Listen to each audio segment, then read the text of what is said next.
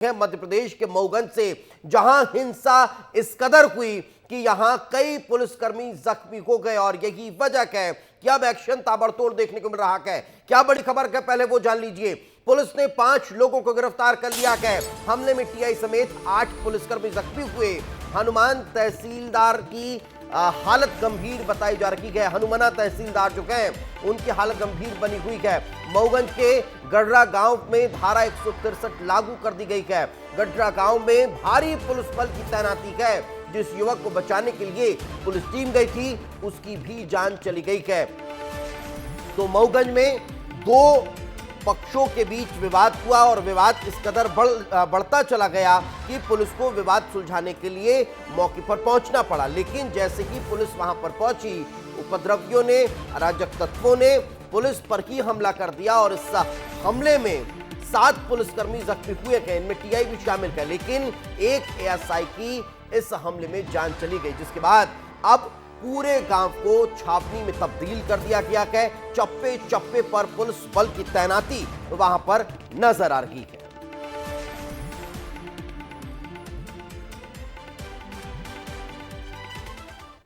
तो मऊगंज हिंसा को लेकर सियासत देखने को मिल रही है। एक के बाद एक अब सियासी बयानबाजी का दौर शुरू हो चुका है। मऊगंज हिंसा पर पीसीसी चीफ जीतू पटवारी ने पोस्ट किया है। कानून व्यवस्था को लेकर उन्होंने सवाल खड़े कर दिए हैं। उन्होंने कहा कि जंगल राज से भी बदतर है कानून व्यवस्था, अब तो पुलिस भी सुरक्षित नहीं है, ये जीतू पटवारी कह रहे हैं। मध्य प्रदेश की जनता भगवान भरोसे है, दोषियों के खिलाफ कठोर कार्रवाई की जाए।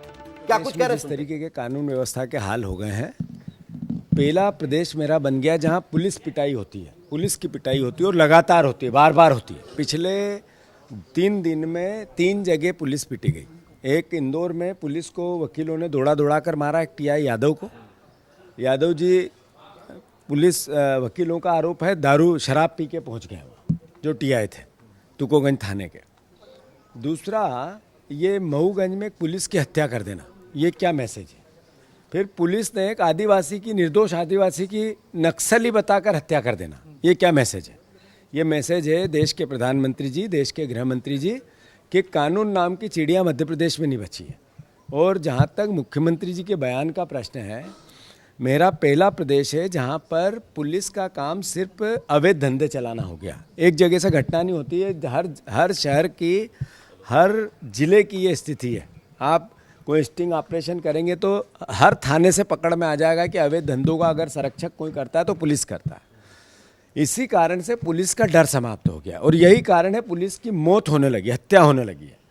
तो इसका मतलब है गृह मंत्री जी का काम पूरा कोलैप्स हो गया, फेल हो गया है। हमने बार बार गृह मंत्री जी से मांग की थी, आप प्रदेश के मुख्यमंत्री भी हो, तो जिस तरीके के हालात बन रहे उसका दोषी एकमात्र है तो वो आप हो। तो मैं मानता हूं उनको इस्तीफा देना चाहिए और प्रधानमंत्री जी से आग्रह करता हूं, अगर ये इस्तीफा नहीं दे तो आप इनका इस्तीफा लेना चाहिए। पुलिस की हत्या होना छोटी घटना नहीं है और पुलिस का सड़क पे दौड़ा दौड़ा के मारना भी छोटी घटना नहीं है। तो भाषण अच्छे हो सकते हैं, विज्ञापन अच्छे हो सकते हैं, पर जिस तरीके के हालात हैं, ये कानून क्या है ये पता नहीं चलता है। कानून कोलैप्स हो गया। सर, मंडला में फर्जी एनकाउंटर का आपने आरोप लगाया, पीड़ित परिवार से मुलाकात करने आप लोगों का दल भी गया था। नहीं, बात यह है कि मंडला में पुलिस, तो सुना आपने कि लगातार सवाल जो है कानून व्यवस्था पर खड़े किए जा रहे हैं। विपक्ष इस पर अब लगातार सवाल खड़े कर रहा है, लेकिन इससे इतर इस मसले को लेकर मुख्यमंत्री की भी प्रतिक्रिया सामने आई है। मऊगंज हिंसा पर मुख्यमंत्री डॉक्टर मोहन यादव ने पोस्ट किया है। उन्होंने लिखा, पुलिस की टीम पर हुआ हमला दुर्भाग्यपूर्ण है, एएसआई की मौत पर दुख भी जताया। मऊगंज में स्थिति को नियंत्रण किया गया है, ये सीएम ने कहा है। सभी आरोपियों पर कड़ी से कड़ी कार्रवाई के निर्देश मुख्यमंत्री ने दिए हैं। तो मऊगंज हिंसा को लेकर न सिर्फ ऐतराज जताया, उस हिंसा की कड़ी निंदा की, बल्कि कड़ी कार्रवाई को लेकर दिशा निर्देश जारी किए गए हैं। मऊगंज जिले में शाहपुर थाना क्षेत्र के गडरा गांव में 2 गुटों के आपसी विवाद की सूचना पर यहां टीम पहुंची थी, तहसीलदार पहुंचे थे, थाना प्रभारी पहुंचे थे, पुलिस फोर्स पहुंची थी। लेकिन दुर्भाग्यपूर्ण हमले में हमारी पुलिस के एक एएसआई श्री रामचरण गौतम की जवाबी कार्रवाई में दुखद मृत्यु हो गई। ये मुख्यमंत्री डॉक्टर मोहन यादव ने पोस्ट किया कि उन्होंने लिखा, मेरी गहरी शोक संवेदनाएं शोकाकुल परिजनों के साथ है। और इस वक्त हमारे सहयोगी विवेक तिवारी जुड़ चुके हैं। विवेक, फिलहाल स्थितियां कैसी हैं? अभी क्या सब कुछ शांत नजर आ रहा है और एक्शन अब किस तरह से आगे देखने को मिल रहा है? विवेक।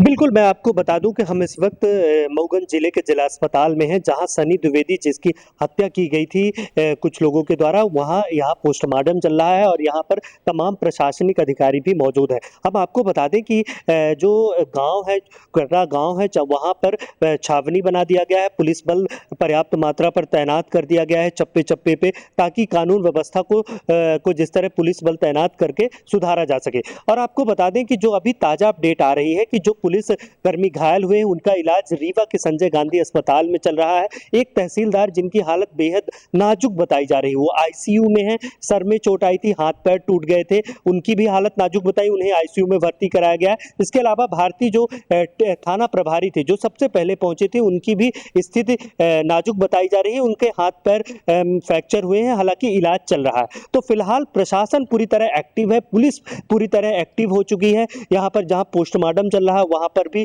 पुलिस तैनात कर दी गई है, चप्पे चप्पे पर जहां पर घटना स्थल है वहां पे भी धारा 163 लागू कर दी गई और किसी के भी आने जाने पर अब जांच की जा रही है। तो यानी कि पुलिस अब पूरी तरह एक्टिव हो गई है, लेकिन अब इस पर सियासत शुरू हो गई है। कांग्रेस और बीजेपी का जिस तरह हमलावर एक दूसरे पर रवैया देखने को मिल रहा है, कांग्रेस लगातार ये आरोप लगा रही है कि कांग्रेस, इसका कहना है कि जो पुलिस व्यवस्था है, जो प्रशासनिक व्यवस्था है, वो बेहतर नहीं है। लेकिन अब पुलिस एक्टिव है, लगातार छानबीन भी की जा रही है और जो घटना स्थल है वहां पर भी चप्पे चप्पे पर पुलिस तैनात कर दी गई। लेकिन विवेक, ये हुआ क्या था? किस मसले को लेकर ये विवाद बढ़ा और विवाद बढ़ने के बाद ये इस तरह की नौबत आ गई कि पुलिस टीम पर ही हमला कर दिया? जरा दर्शकों को बताइए।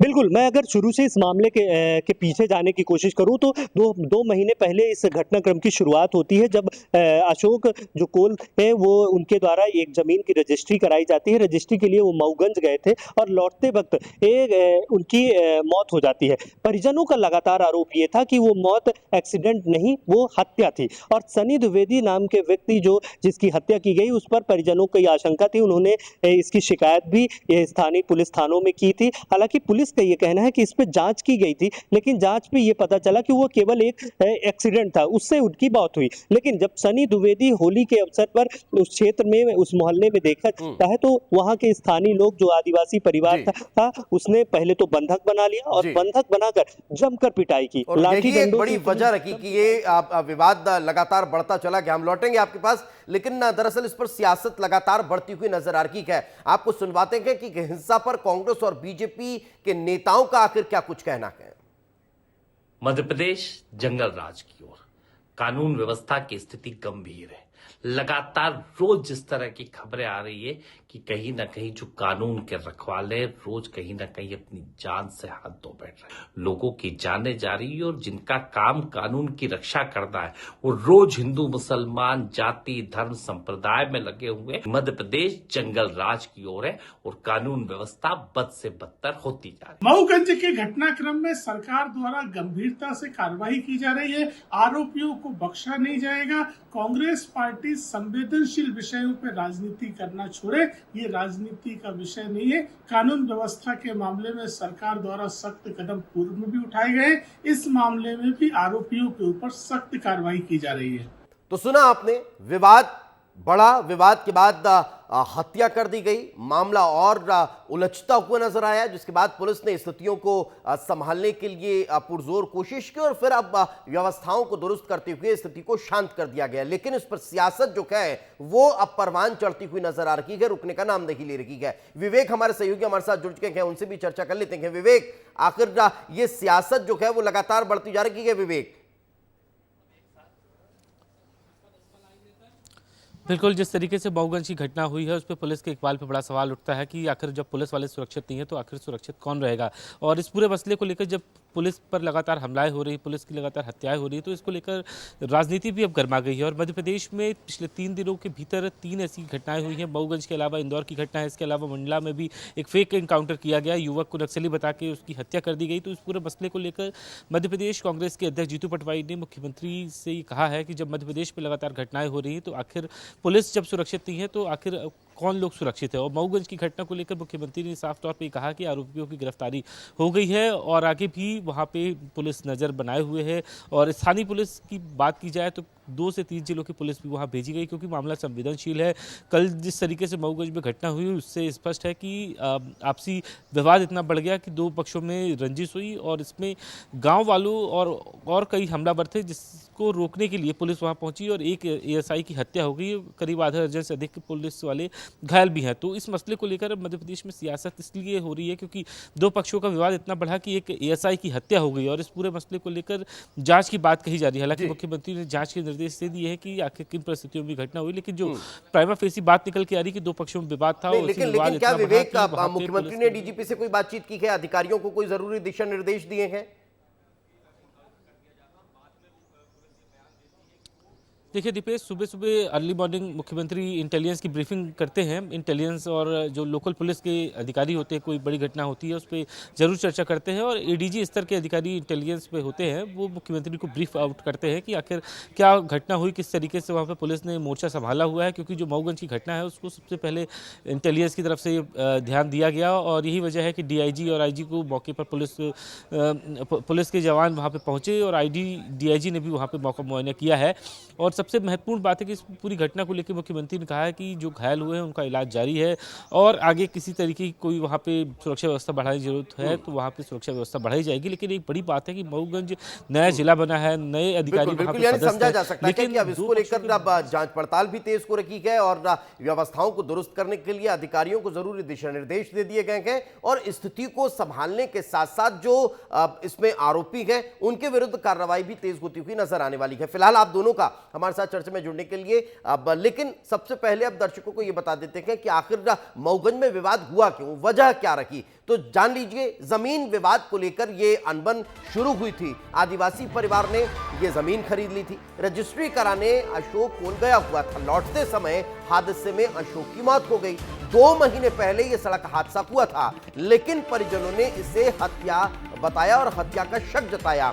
सनी पर हत्या का आरोप लगाया गया। 15 मार्च दोपहर 1 बजे सनी को बंधक बना लिया गया। 3 बजे के आसपास 250 ग्रामीण जमा हुए। मौके पर पुलिस फोर्स पहुंची मगर पुलिस पर ही हमला कर दिया गया। एएसआई की इसमें मौत हो गई। 8 पुलिसकर्मी इसमें जख्मी हो गए और युवक सनी जिसे बंधक बनाया गया था मारपीट में उसकी भी मौत हो गई। तो ये पूरा मसला था, ये पूरा विवाद था और अब इसी को लेकर वहां स्थितियां अब बिगड़ती हुई नजर आई, लेकिन अब उसे कंट्रोल कर लिया गया है, उसे संभाल लिया गया है।